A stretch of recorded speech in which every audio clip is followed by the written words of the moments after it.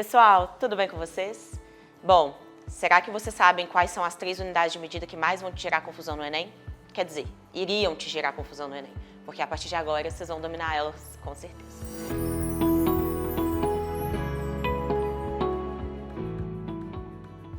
As poucas certezas que a gente tem sobre o Enem, a que vai aparecer quilowatt-hora na sua prova é uma delas.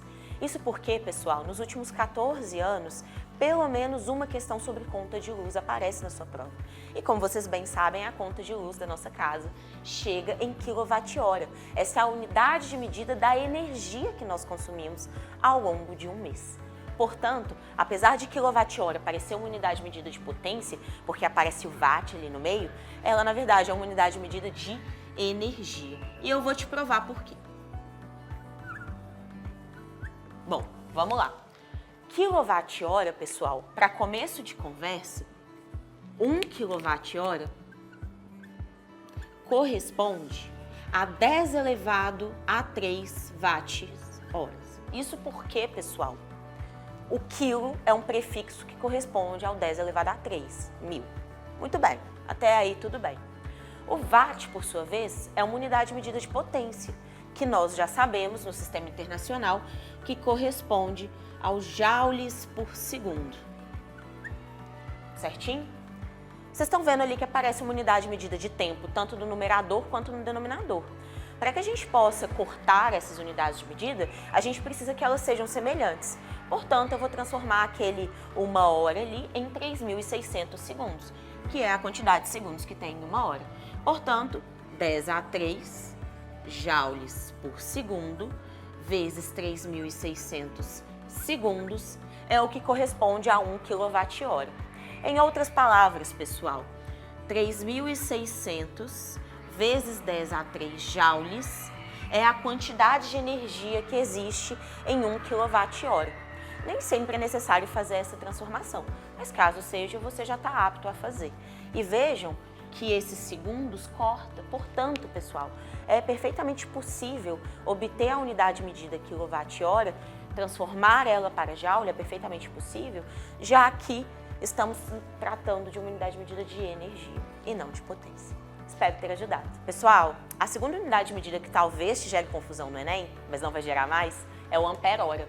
Porque o ampere, conhecidamente, é uma unidade de medida de corrente elétrica. Então, a gente bate o olho na unidade de medida ampere-hora e imediatamente imagina uma unidade de medida de corrente. Só que, na verdade, essa é uma unidade de medida de carga elétrica. Por que ampere-hora é uma unidade de medida de carga elétrica? E aí vem a necessidade da gente entender da onde vem essas unidades de medida. Pensa junto comigo.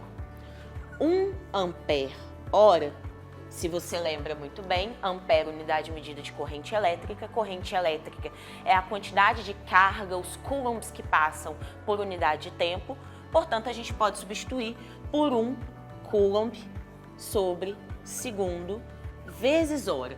A hora mantém e o ampere corresponde a coulombs por segundo. Se a gente transforma essa hora em 3.600 segundos, bora fazer isso. 1 coulomb vezes 3.600 segundos. Veja o que acontece.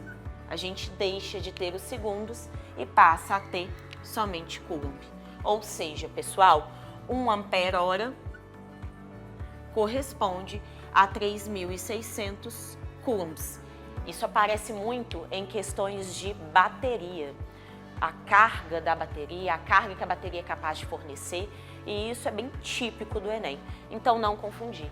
Ampere-hora é uma unidade de medida de carga elétrica e não de corrente elétrica, certinho? Se for necessário fazer a conversão, vocês já sabem como é. Pessoal, a última unidade de medida, que até não é tão recorrente, mas que ela pode gerar uma certa confusão, é o anos-luz. Por quê? A gente bate o olho, pensa em velocidade da luz, pensa em tempo e anos-luz é tudo menos isso.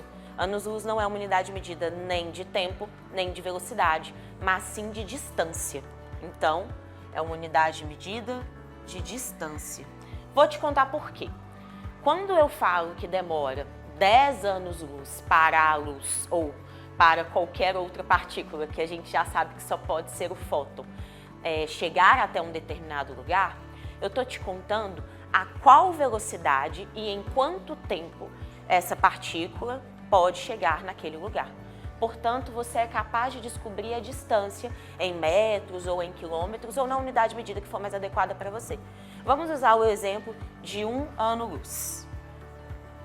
1 ano-luz, pessoal, significa que demora 1 ano na velocidade da luz para aquela luz, aquela onda, aquela partícula chegar até ali.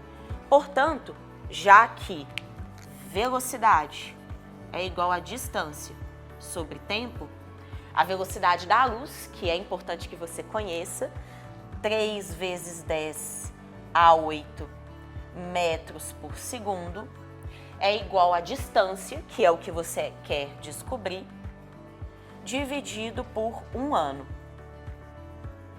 Portanto, pessoal, isso quer dizer que a distância correspondente a 1 ano-luz é 3 vezes 10 a 8 metros por segundo vezes 1 ano.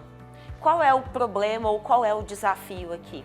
1 ano não está na mesma unidade de medida de tempo que o denominador da velocidade. Isso quer dizer que talvez seja necessário você fazer a mudança.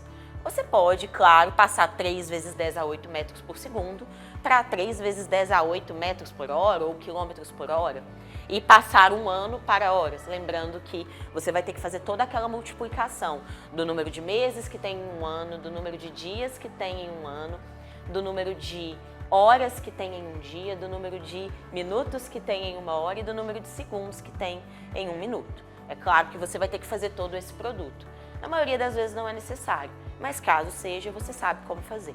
Mas isso quer dizer, pessoal, que ao te informar a quantidade de anos-luz para que uma onda chegue até determinado local, a onda emitida por uma estrela, por exemplo, na verdade eu estou te indicando a distância, mas numa unidade de medida não tão convencional.